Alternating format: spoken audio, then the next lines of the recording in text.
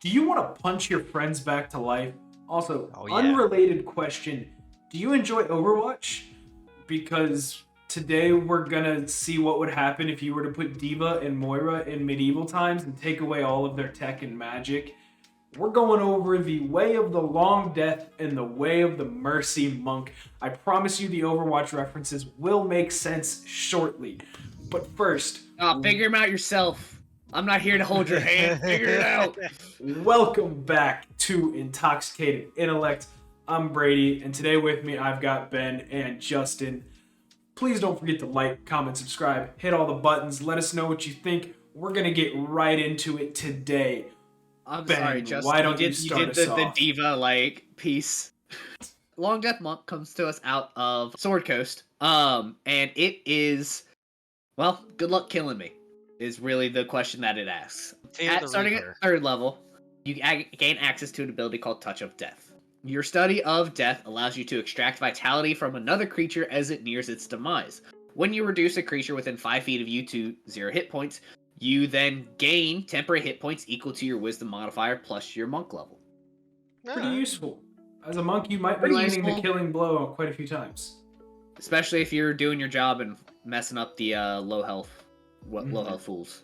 You Right, go find you that monk and punch him in the face as many times as you can. Assess the situation, take down the lobies, and get some health back if you take a few hits while you're At doing it. max level, that puts you at 25 temporary hit points. That's a lot of temp HP. Hour of Reaping, you get access to at level 6. When you gain this ability, you can unsettle or terrify those around you as an action, for your soul has been touched by the shadow of death.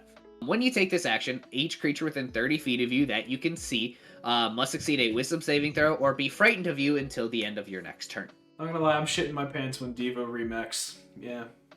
Especially if you know she's got the ult. Speaking of Just remeching, throw that shit up in the air.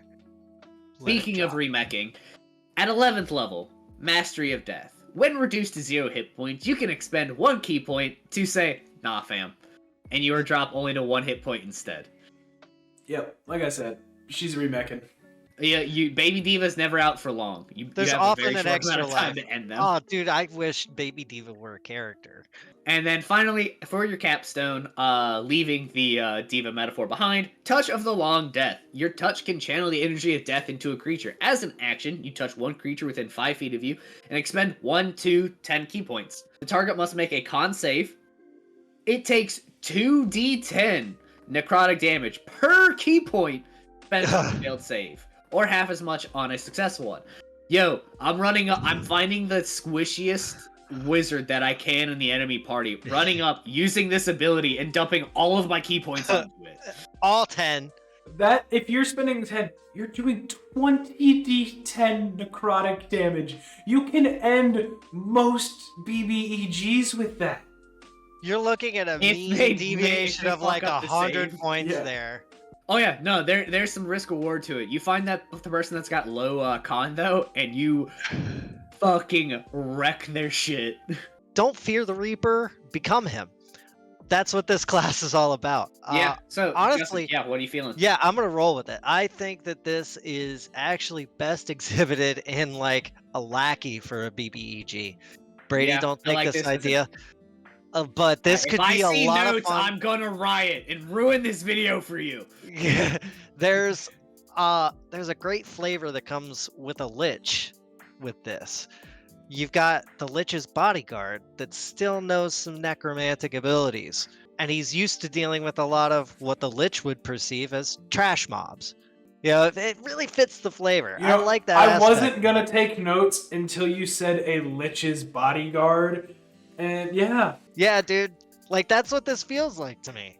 He's learned a few abilities. It's like I'll teach you this, and he's Yeah, like, it well, is- I'm devoted to the concept of death and being beyond it, but I don't have the wizard abilities that you do. I cannot learn the art.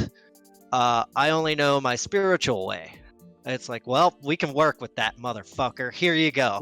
that's can now make this been work. written into campaign plans. You're welcome. Fuck. Oh wait, I know where we're going next. Shit. No, that's, what's happening? What's happening is Ghostbusters. Don't is- put that in the tomb. This is probably my favorite monk subclass so far, just because if you can move around the way that a monk can, like in any circumstance, even if you're doing just small things, this augments those. You're still using some key points, sometimes a lot, but your key points are going to damage now. A lot of damage, potentially. You can not die. As a monk, it's great to just fucking not die. Be Oh, by one the way, less thing your cleric this has to plus worry. a barbarian as it with Sentinel as a tank is crazy. I did it once with the bear totem, and good fucking luck, DM. This is what hurt me. I know how to This kill is- a bear totem. Don't worry. This, for me, is probably the lowest A, but the highest monk. Okay. Definitely so far. With the movement of a monk, even with the key points, there's not a lot of spending here. You only have to spend one to not die. And that's anytime. That's at 11th level. You can not die 11 times. If you don't use your key points for anything else, potentially. It's really nice. You become study of Randy death- March. Is what this is. The main. I didn't hear no bell. The touch of death doesn't require the key points, though. It Which is requires at what's- least Yeah. one. Yeah, the touch of death requires at least one to be able to do 2d10. It's one key point. It's 2d10 per key point spent. Yep. So it requires at least one. The touch. It's 1 2 It's worded. No. Oh, I'm sorry. not The I'm first talking not the touch of long first death. one. Touch of death. Oh, The regular touch of death Oh. doesn't Yeah, require any. Death comes up a lot in this.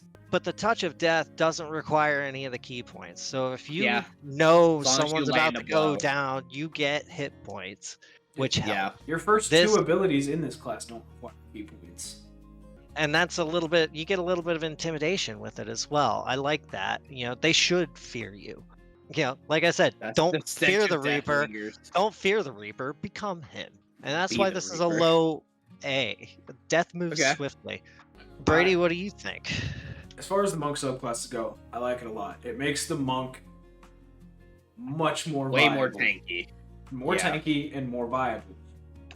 This started to do really well what I feel monk subclasses should do, which is give the monk abilities that don't require the expenditure of their key points. Let those key points be used for what they were intended for in the base class. Even the Mastery of Death is fantastic because it's only requiring one to let you not die. And as we found out very well, a fighter I say fighter, but I mean frontline anybody. Yeah, a marshal. A Yeah. marshal. A marshal with one hit point is as effective as a marshal with full hit points when it comes to damage dealing. Yep. The point is to stay not dead, not have health. So I like that it Yeah. only requires one key point to do that. And that touch of the long death is just fantastic. Say this battle's drawn out, your healers and your spellcasters are worn down. You and your other marshals are the only ones left. You know this BBEG can't have that much health. You pump your remaining key points in and just blow them up. I'm giving this Yep. high, super high B. Okay. And that's just because Um, I can't give a monk subclass an A. Anything better. I'll do it because I just think touch of the long. That's the highest damage potential for that I. It's a massive damage potential. Losing out on half your key points potentially. Well, it almost guarantees a kill if you use it on the right enemy. Yeah, what do you think, man? It is a significant expenditure of key, which cannot be forgotten because while it may take 8d10 to kill an enemy, you may have spent 17 of your key points already in a fight by the time you get them there. This is true. And then you spend that last little bit, and hey, this fight, they didn't quite die, and I'm at like low health. Now I can't keep myself up. So it's a very risk-reward, which I don't mind. It's a very risk-reward kind of a move to it. If you can guarantee a kill, lay it out. If you can't, risk-reward. Give it a shot and see if it works, and if it doesn't, hope you got other people with health or healing around. But I agree with you guys, like, touch to death is cool as long as you can get that killing blow. Not as many classes function to kill trash mobs as monks do. Monks are very good at doing that, because they can spread their damage pretty easily. However, it's one of those where you're not always guaranteed the kill. You might get them to that, like, the smallest of hairs close to Yeah. death. And then someone else blows on them and you don't get the access to that ability. So I don't think it's as consistent as it could be. Hour Reaping is really cool. It's always good to have that battlefield control, especially as a monk. That's kind of your job. Someone's no about to issue with smack that. you really hard, you can try and scare them. Yep. No issue with that. It's an action which honestly is fair for causing fear within 30 feet of you. Like, it's fair. Yeah. Like I said before we started, I love Mastery of Death. That's the reason to go with this class for me. But because everything else is not as consistent as I would like it to be, wisdom saves are decent, come up a decent amount in later levels. At least for the people that you really want to be afraid. I gotta give this one it's still a B, don't get me wrong, but I think it's a low B because it's not consistent outside of Mastery of Death. Everything else is very risk reward. That puts it in a mid to high B overall. Yeah. That seems pretty fair to me. That seems about good for it. It's definitely it is certainly, it's one of the best monk subclasses. Like it Not gonna really lie about that. So I should put it higher than Drunken Master Monk? No. Nah. I would. No, I'm a hard no, but Okay. I can understand where Justin's coming from. Yeah, You're- well, you're- no, you're absolutely right. Because I mean, thematically, yes, of course, I love Drunken Master, but you're absolutely brand. correct. In as much as the Drunken Master's abilities require a lot more ki, and therefore, objectively, to me, this one is better. I would rank this one higher because some of its core abilities, if you can use them right, just give you temporary hit points, which is one of the best boons in the game. Which is I'm on the better opposite. than not using a resource. Drunken Master is consistent. I don't feel that this is as consistent, but that's again, you're the Right, but tiebreaker, it's- Brady. Where do you want to put it? I just placed it behind it because it was easier to do it, so I'm just leaving it there. Fair enough. Sounds good to me. Fuck it, deal with it later. Let's move on to Way of the Mercy and learn how to play. Which, unlike its name, is not about mercy. Yeah. We opened this video with, do you want to punch your friends back to life? And this is the way to do it. Do you want to be an on-demand defibrillator? Right. Do you want to hurt your enemies? Do you want to help your friends? Do you want to help your friends with bruising? Right. Go get them, Tiger. Well, this is the way to do it. It's the Way of Mercy Monk. This is our Moira. If you're following along with our theme of the episode, this is Moira because it's the squishy and the zoomy, both healing and harming. It comes out of your hands. Monk, just roll with it. All right. So when you choose this tradition, damn it. right, this is what we're going with, and we're not going to know how you feel until after it's been posted, like a week from now. Like, you know how YouTube works. Come on, guys. When you choose Implements of Mercy, the Way of Mercy at 3rd level, you get the Implements of Mercy, and you gain proficiency in the Insight and Medicine skills. Nice. Useful. And you gain proficiency with the Herbalism kit, which ties into the Medicine skills, of course. Also, take Medicinal Healer with this, or the Healer feat. It's very nice. Just throw a little bit on, and you can help your people out a lot. This is important to note, I think, for the rest of this subclass. Keep this in mind. You don't necessarily have to use your feats. There's some bonuses at the beginning, too. You also gain a special mask for flavor, which you often wear when using the features of this subclass. You get to choose its appearance, of course, or generate it randomly by rolling on a little table. Yep. Which includes it's very much a Raven, Plague Doctor. Raven, black and white, crying face, laughing face, a skull, or a butterfly. So at 3rd level, you get the you get the Hands of Healing. At 3rd level, your mystical touch can mend wounds, and as an action, you can spend 1 key point to touch a creature and restore a number of hit points equal to a roll of your martial arts die plus your wisdom modifier. That's a pretty good number. Even at 3rd level, it's not bad. It's a 1d4 plus maybe like 3 or 4 at this point. So far, it doesn't sound very much like punching your friends back to health. Until you read the next line. Flavor it that way. When you use your Flurry of Blows, you could replace one of the unarmed strikes with the use of this feature without spending a key point for the healing. So you get to do extra without spending any. It's hand boning. Your barbarian gets a left hook out of nowhere. Bam! Hands of Harm, you also get at 3rd level, and you can use your key to inflict wounds. When you hit a creature with an unarmed strike, you can spend 1 key point to deal extra necrotic damage, equal to 1 roll of your martial arts die plus your wisdom modifier again. You can use this feature only once per turn. So Okay. Per turn. It does cost a key point, though. Yeah. it costs a key point. Always costs a key point. It's also that limited resource you get when you're not healing people enough and you're spooging your damage hand too much. Yep. You follow it to 6th level and you get Physician's Touch. And you can administer even greater cures with the touch, and if you feel it's necessary, you can use your knowledge to cause harm. This is really where it starts to come online. When you use your hand healing on a creature, you can also end one disease or one of the following conditions affecting the creature: blinded, deafened, paralyzed, poisoned, or stunned. Guess who now has Did the great your bard value get a lesser little too friendly? restoration? Yeah. That paralyzed. Paralyzed. Yeah, paralyzed is big. Paralyzed is greater restoration as a spell. Yep. Greater. Yep. Greater. Which I was is gonna say, did your bard get a little too friendly with the Gorgon? man, he is rock fucking hard. Did you accidentally use Stunning Strike on your Barbarian with your Hands of Healing and he failed the con save? Well, now you can fix that, I guess. Just punch him again, it's fine. And when you use Hands of Harm on a creature, this is the other little flavor on the opposite side of it. Yep. You can use that to subject that creature to the poisoned condition until the end of your next turn. Without an additional key point spent.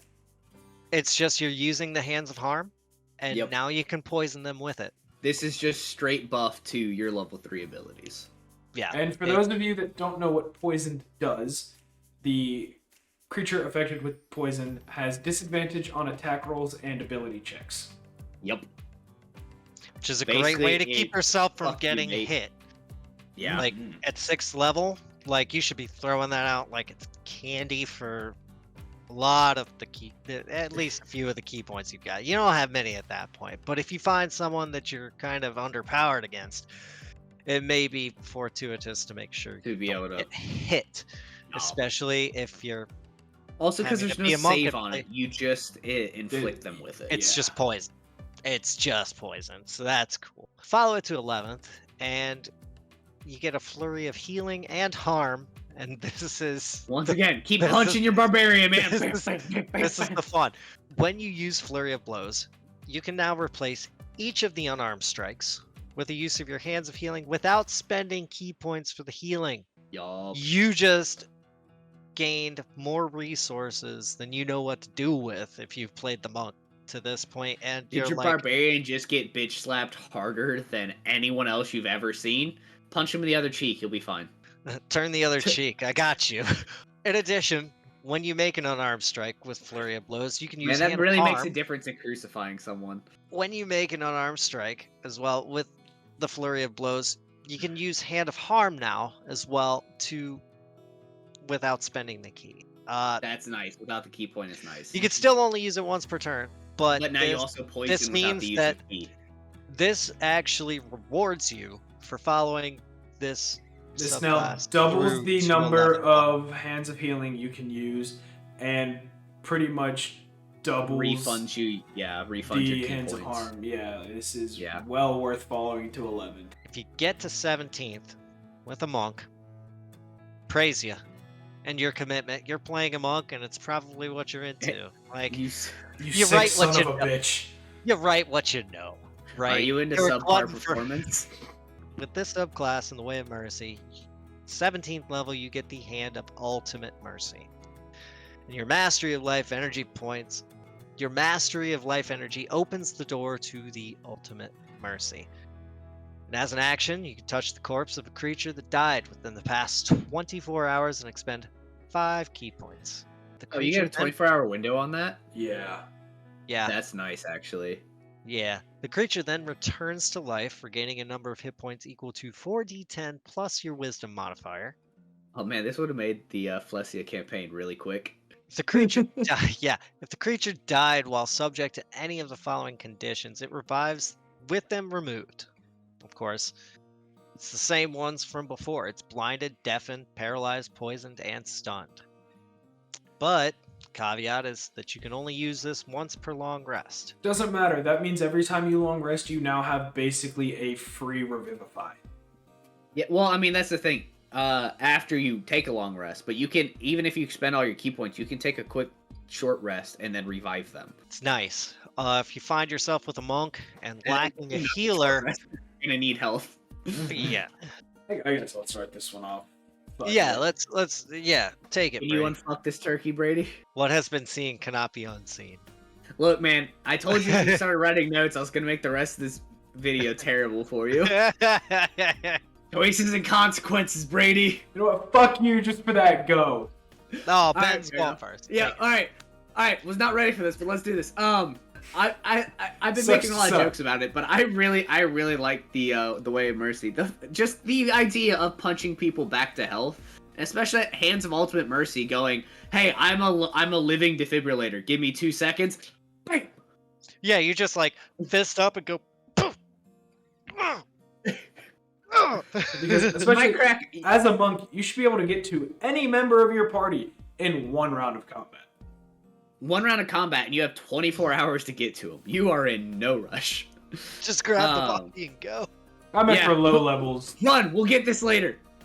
You're at level 17. You're not low level at that point.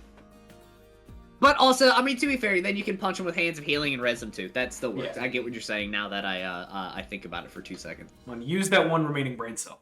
The biggest benefit of this is when it comes on at level 11 with the flurry. Losing key points for Hand of Harm is unfortunate. I get the trade-off is really that you're spending your key points on necrotic damage versus like stunning and stuff like that. Let's say you couldn't, heal necrotic and stunning strike all in a turn, because you can.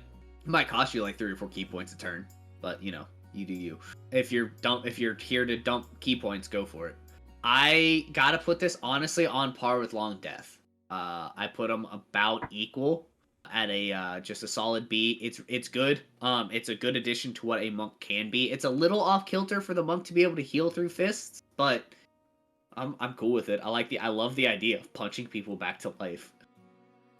But I give this one a B. Everything is consistent. I feel like your key points are going to be really strained until level 11. I actually take a slightly different stance with you and feel this helps balance out the key point issue a lot as you move forward in the game, because a big part of this subclass is going to be the healing and the harm, and when you no longer have to worry about how many key points you have to do that, you just can always do it when you're activating your flurry of blows, which you're probably doing every round.